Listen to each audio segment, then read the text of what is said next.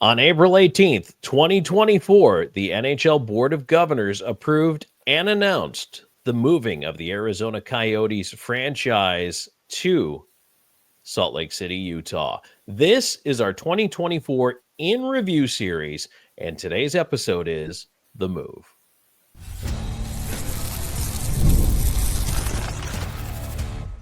You are Locked On Utah Hockey Club, your daily podcast on the Utah Hockey Club, part of the Locked On Podcast Network, your team every day. Thank you for joining us, everybody. Tom Callahan, Robyn Leaño here with you. I'm a former NHL voice. Robyn is a longtime team correspondent.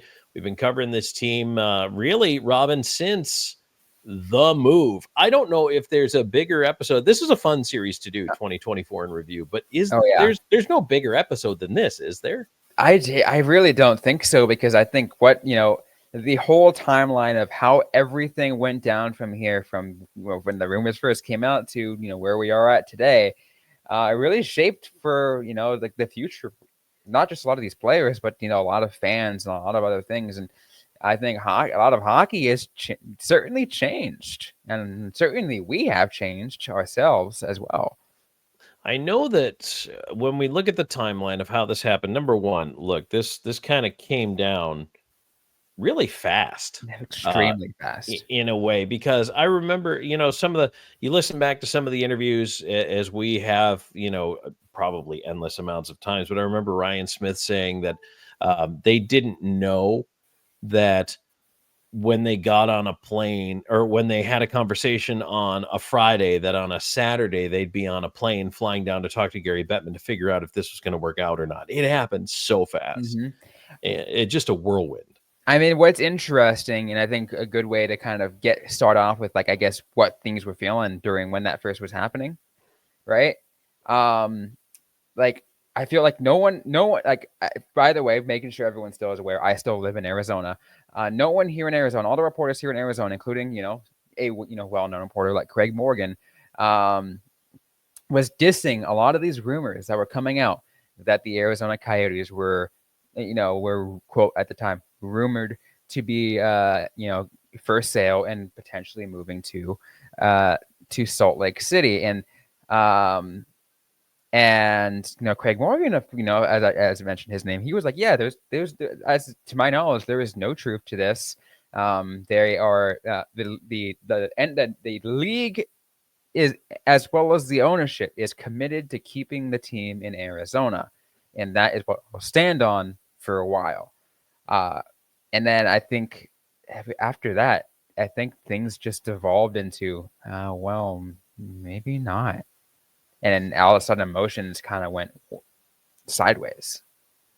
I remember everything unfolding. Number one, here, a couple of things that weren't secrets. Number one, playing in that building where Arizona State calls home for their Division I team. That's great for Arizona State. It's a beautiful building, awesome facility. Ice is fantastic. Right, but not an NHL arena. No. The Coyotes had kind of been shooting themselves in the paw for several seasons, several buildings, several agreements. They just seem to always find a way to fumble the political football. And I think there was a time where sports teams had more leverage over arenas and towns than they do now. But the Coyotes didn't have that, and I think they thought they did. And so they really overplayed their hand several times, not just once. And the league probably, and I don't know this, it's not like I talked to Gary Bettman on the phone about this, but just kind of reading the room, I think the league grew tired of it. I think they grew tired of the promises. I think they grew tired of waiting. Other teams were complaining, let's say that. And it looked bad on the league. It really did. And I know the building was awesome. I know when it was packed, it was fun. As you mentioned, Robyn, the ice was amazing, but it was not an NHL building. Yeah, we cut. A lot of the Arizona reporters and even even the fans, we all refer to it as mullet magic, because for some reason the Arizona Coyotes had an amazing record at home. It was a really fun place to enjoy a hockey game. But you're right, it was not a NHL arena. It was only held, everyone thought it was 5,000. Actually, it was less than that. It only held 4,600. It only held 4,600 fans for NHL games. 5,000 for ASU games, by the way, because they had to add those. They had to cut things back for suites for Coyotes games, which because that's more media, a lot of other things had to get put in place. But I think, yeah, you're right. Things they were getting frustrated, and I feel like the league was trying to stay patient as long as they could. But I think at the end of the day, what was happening, and this is my theory, and I think a lot of other people have similar theories to this one, Tom, is the Coyotes had, for a decent amount of the 2023-2024 season, it looked like they could have potentially been a playoff team. And I think the league, as well as the NHLPA and a lot of other people, were like, wait, so there's a possibility that we could see a playoff team, host, like a playoff games inside a less than 5,000 capacity arena. That's unacceptable. We can't have that happen. So I feel like that's kind of also where things went into place. Not to mention the continue to fail of finding a new arena. They were getting impatient. They're like, we need something now. And so enter Ryan Smith, who had actually, as I mentioned, had been poking around since 2021, but officially submitted his bid in January to become an NHL owner. Now, NHL owners have to be vetted and approved by the Board of Governors. And this is where things kind of took the unusual course, because Ryan Smith was serious about this. He was serious about getting a team in, but I don't even think he understood the lightning pace at which this was going to move. And all of a sudden there were talks in late March, and he had a team in the middle of April. The team played its last game on April 17th.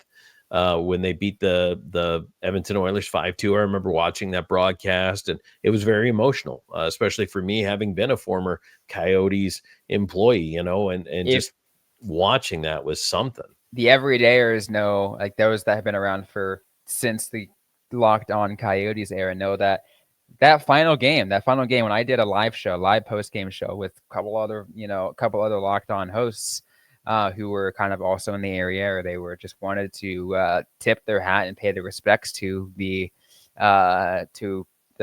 soon to become, at the time, dormant Arizona Coyotes.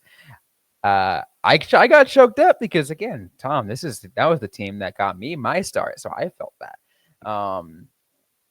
But I think with the situation, what I think many people, a lot of people, I would say, I don't say many people, but a decent amount of people have misconstrued, I think, some of the facts about it. You kind of talked about when Ryan Smith put out his bid to be an NHL owner. His idea was to try to bring an expansion team to Salt Lake City. He didn't know he was going to just uproot another franchise. I think what really happened, seems to be the case, and this is, I think, Gary Bettman was going to back this up, is saying that when they realized that this couldn't happen in Arizona anymore, that's when he approached Ryan Smith, who was already in the process of trying to bring a team here. Is like, hey, what if we did this? It's much quicker to happen, and we can get it approved by next week. Yeah. And I mean, it just, all of a sudden you turn a corner, and the way it went down, and I know talking about this is still kind of interesting to me, the Coyotes stayed with Alex Marullo. He retained the rights, and eventually, I mean, that became its whole thing, and he eventually just punted.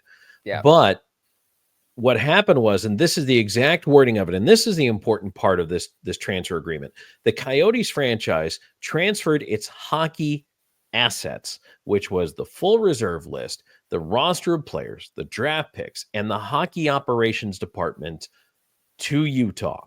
And Utah starts as a fresh franchise, no record book, nothing.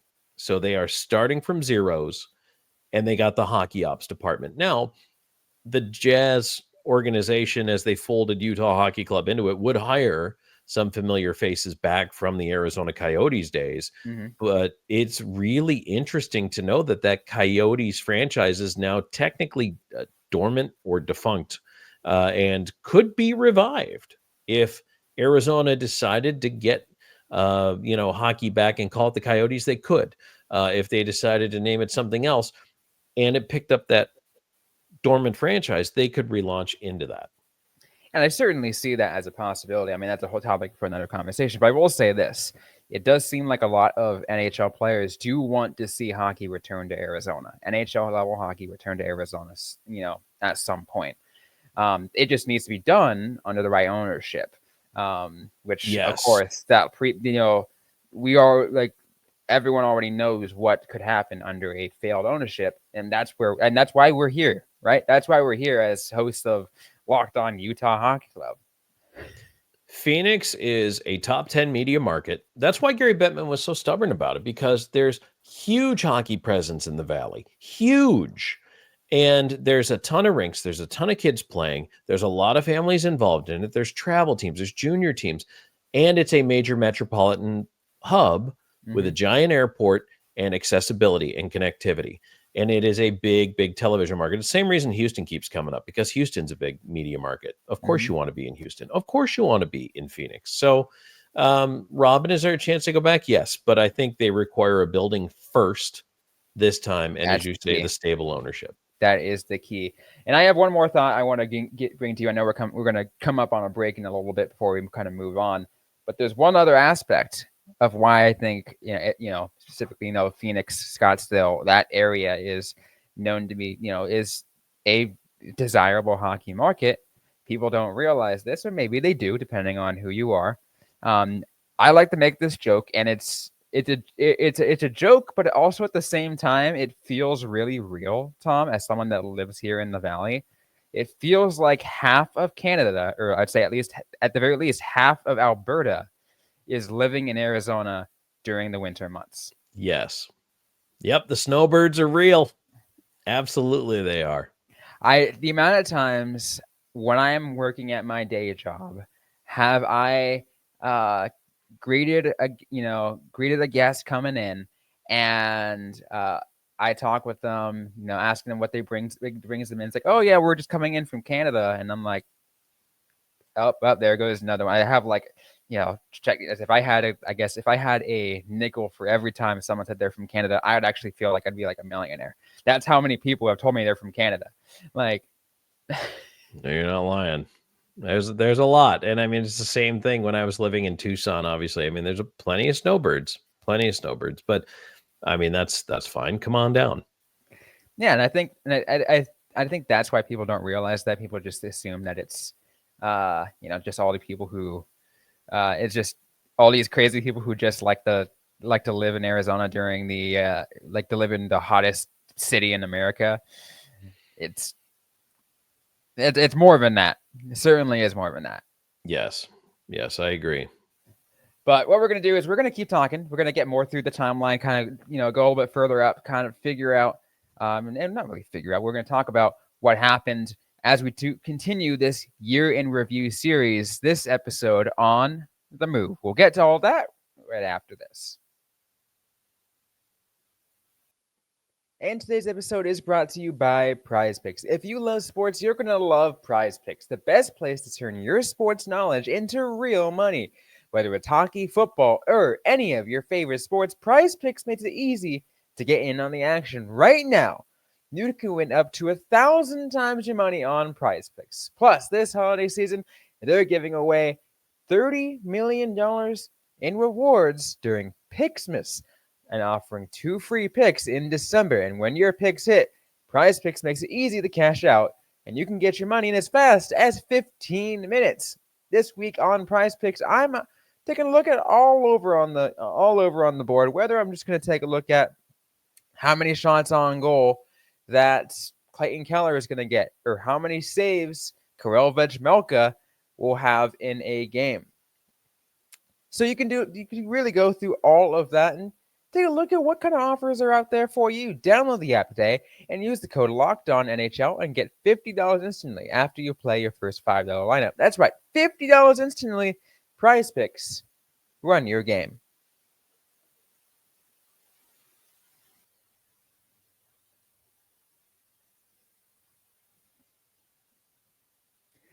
So Tom, let's keep going. Let's keep going. So we kind of talked about kind of when things were unraveling towards that last bit of the era of the Arizona Coyotes, and I guess how we were all feeling and how, but also how quickly. And I feel like that's kind of what kind of shocked people, how quickly that aspect went. Because again, that was a week. That was like a week, maybe 2 weeks, when everything unraveled.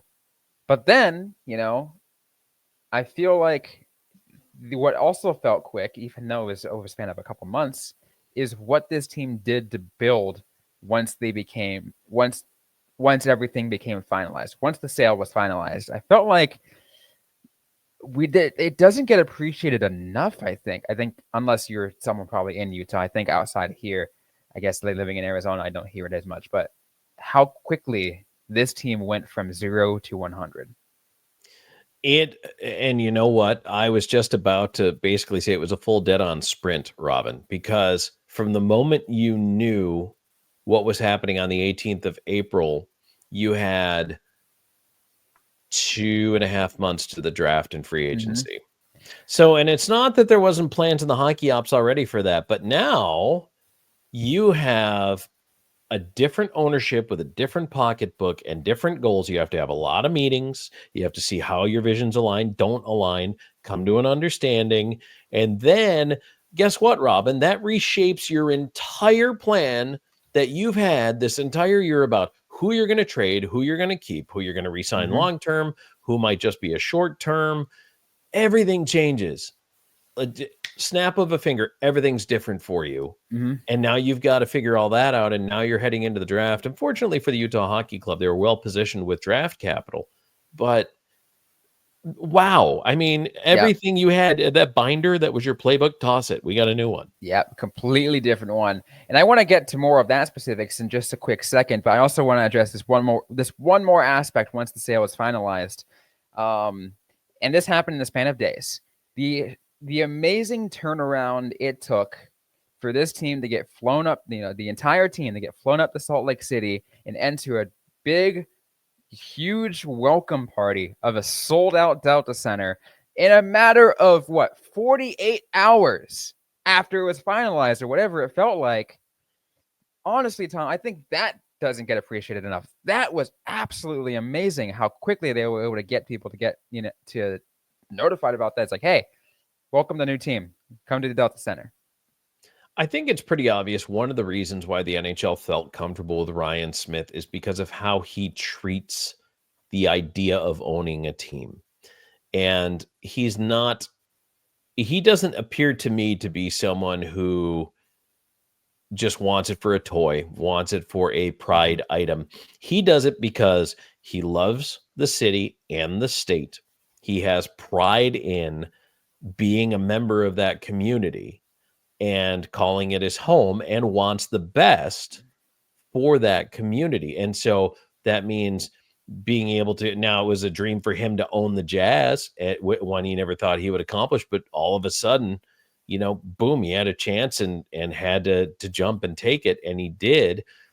And you look at there was a great video put out over the couple of months ago, I guess, right before the NBA season about 50 years of Jazz basketball. Now, if you haven't seen that, it is for free on YouTube.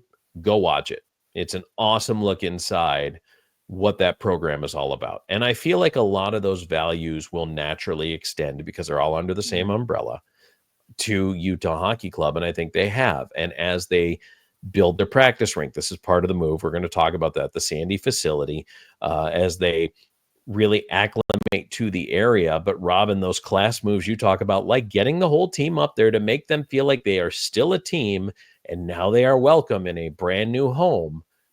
That's super hard.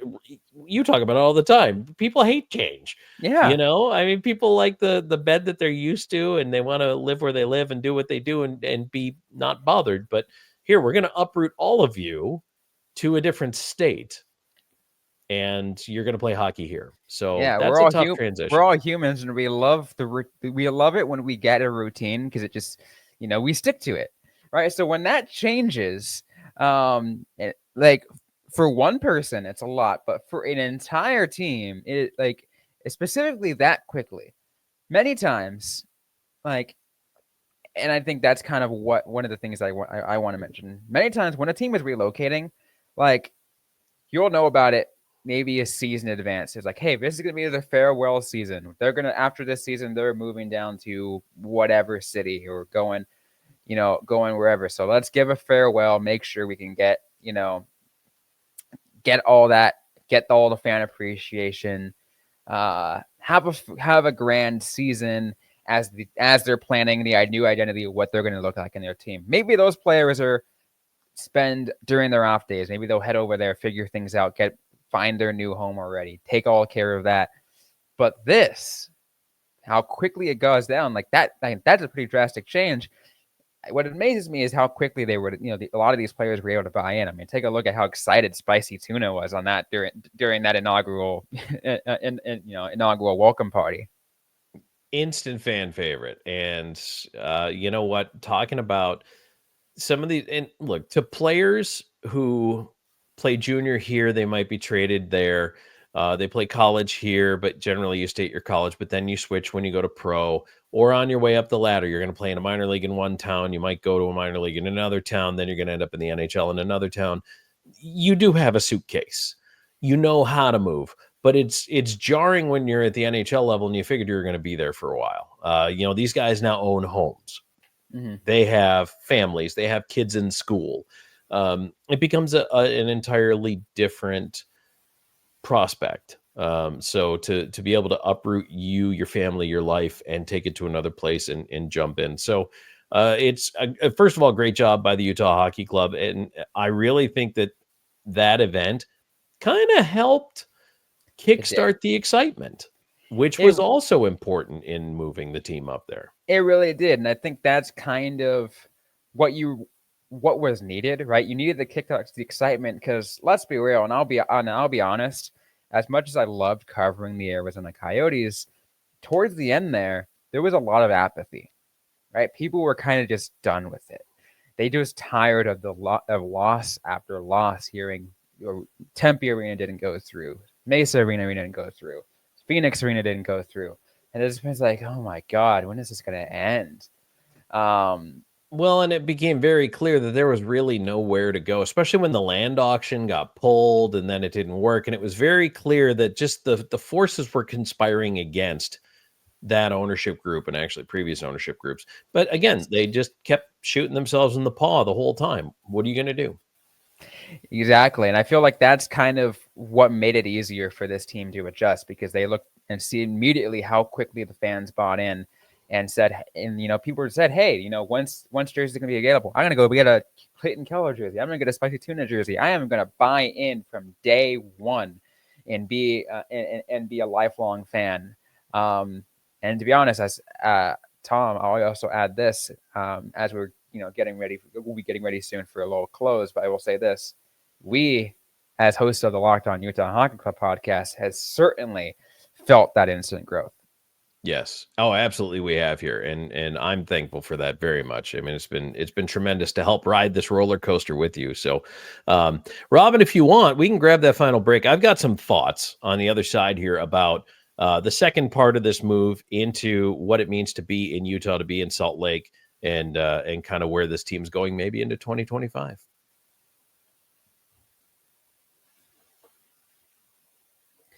And today's episode is brought to you by FanDuel. The NFL playoffs are almost here, but it's not too late to get in on the regular season action with FanDuel, America's #1 sportsbook, because right now, new customers can finish the season with $250 in bonus bets if your first $5 bet wins. FanDuel has so many ways for you to pick up a dub, and I just love betting on which players will score a touchdown, how many players would each team will score. It's absolutely thrilling. I'm much on daily fantasy sports books, all stuff like that. I tend to put it together how I do with my fantasy league. So maybe I'm gonna pick up. Hey, is Justin Jefferson gonna get more? Is gonna be an anytime touchdown scorer? Is or any of that. So many options I can do for it. Really, it's got so many options over on FanDuel. I want you guys to check out those options yourself. Visit FanDuel.com to join in today. Once again, that's FanDuel.com for your chance at $250 in bonus bets. Make every moment more with FanDuel, an official sportsbook partner of the National Football League.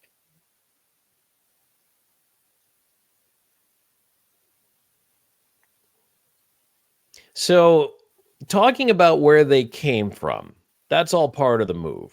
But Robyn, where they're going is also part of the move. So you get through the draft and free agency and do pretty well, and actually threw us all a bunch of curveballs by making a huge trade, the biggest trade of the draft, to get Mikhail Sergachev.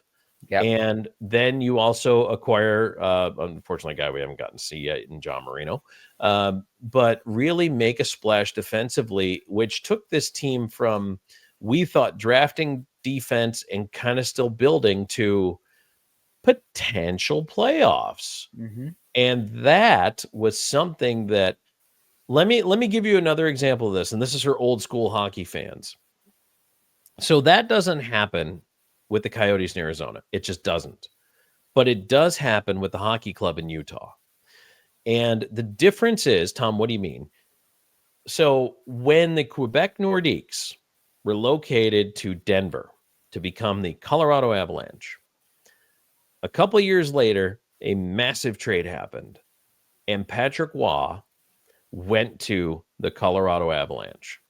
And with new owners, different pockets, and the core that was already there, Waugh would carry them on to win the Stanley Cup. Well, that trade does not happen if that team is still the Quebec Nordiques. Not only because of ownership constraints, but also there's no way in hell Montreal sends a disgruntled Patrick Waugh across the province to its biggest rival. He never ends up with the Nordiques. But because Quebec went from the east, literally east to the west, changed conferences, that trade is able to happen. And sometimes those little quirks of fate are what kickstart you on the path towards a cup. Now, look, it didn't happen right away, but it followed pretty soon after. And I'm not saying that I think Utah Hockey Club is on the cusp of winning a cup and they're one player away. But what I am telling you is that the fortunes change with a move sometimes, with new ownership, with a different vision, and with Ryan Smith's willingness to win. So the way this team was put together in the summer, to me, indicated they're chasing a cup. They are not just chasing a budget. They're chasing a cup. And a lot of that, can be really shown on that day 2 of the draft. And Bill Armstrong was kind of pulled aside for an interview when I was asked about those trades and kind of what the vision is for this team. And he had pretty much been open and said that, Ryan Smith had told him, spend what you need to spend to make this team competitive. I will also applaud Bill Armstrong for not going,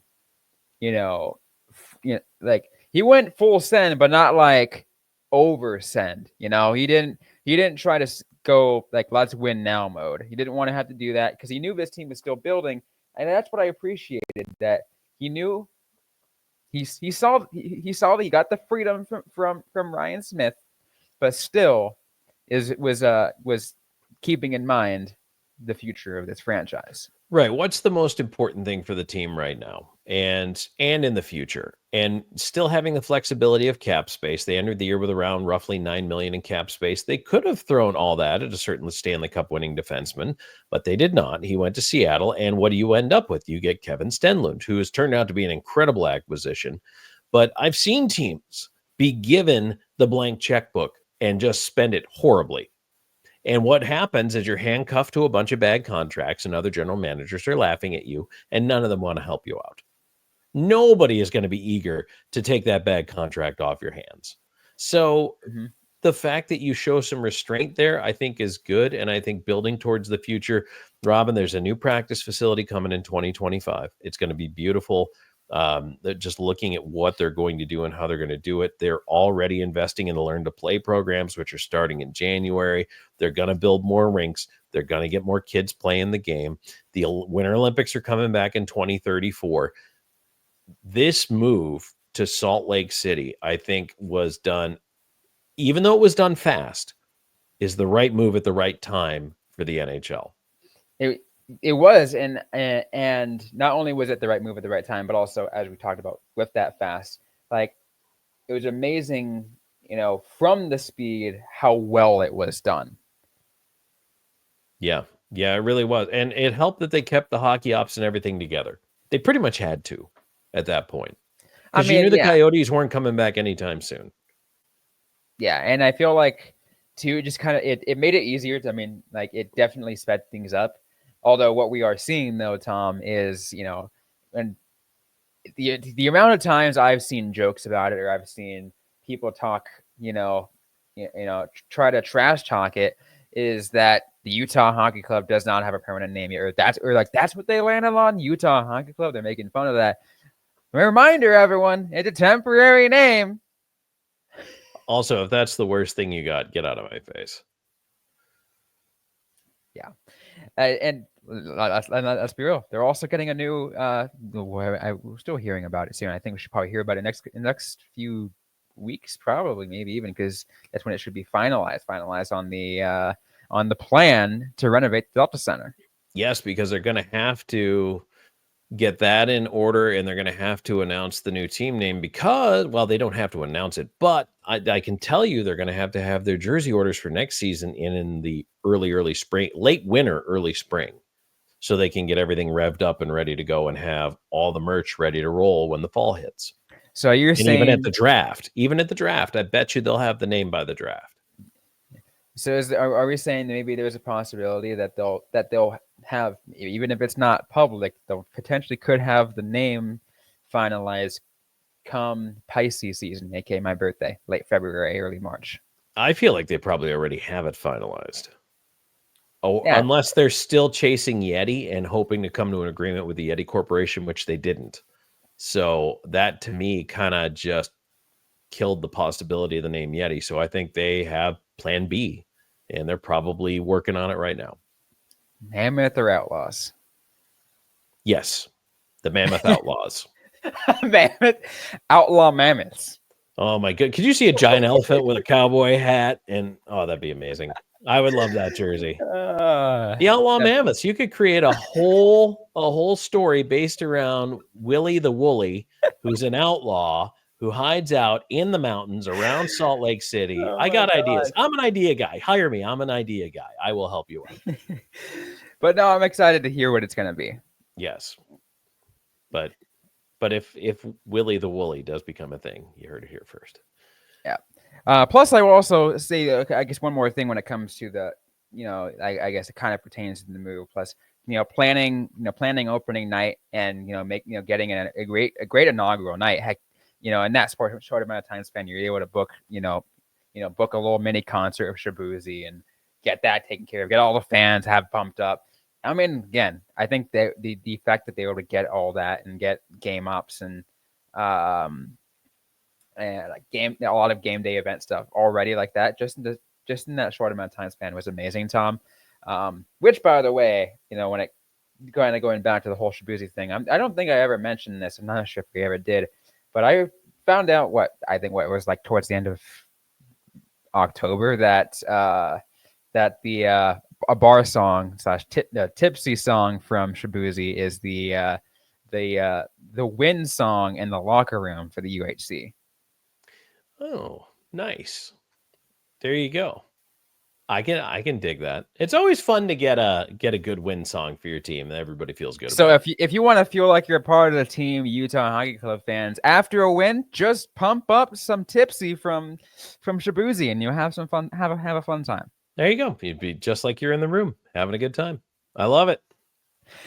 Any last thing on this that you wanted to add, Tom? For this was a monumental year. It really was. For this whole franchise, the way things happened, from the drama and the nightmares that just followed. And I know a lot of, unfortunately, former Coyotes fans who are just heartbroken But the team is born anew in Salt Lake, and I believe that the Utah Hockey Club is heading in the right direction. There's going to be some beautiful growth, and I think this team's there for the long term. It's pretty exciting. And again, I'll reiterate, it was done real quick, but I think it was the absolute best move they could have made at the time. So, and it's going to work out just fine. A little final thought from me as well, Tom. At the beginning of the show, towards the beginning, when we talked about the move and how I felt initially, one thing I didn't add, and I'm going to be fully transparent for you guys. This is kind of how I was feeling at the time. I didn't do anything about it because I wanted to let the emotions settle, but I was ready to quit. Right? I felt like the emotions were overwhelming. The Coyotes were leaving. I said, I don't know how to feel. I do not know how to feel. I took some time to myself, figured out that the best thing for me and the best thing for hockey fans is to keep going. And to me, Tom, I feel like because I took those few extra days, not only I feel like I feel like my career doing this show is all the better for it. Well, I'm glad you took the extra couple of days. It made a difference. It made the whole Sometimes you just got to take a deep breath, Robyn. Yeah, no. Sometimes you just need to step back, put things into perspective. Yes, that's all you got to do. Because if I had just let my my emotions make the decision for me in that moment, I wouldn't be here.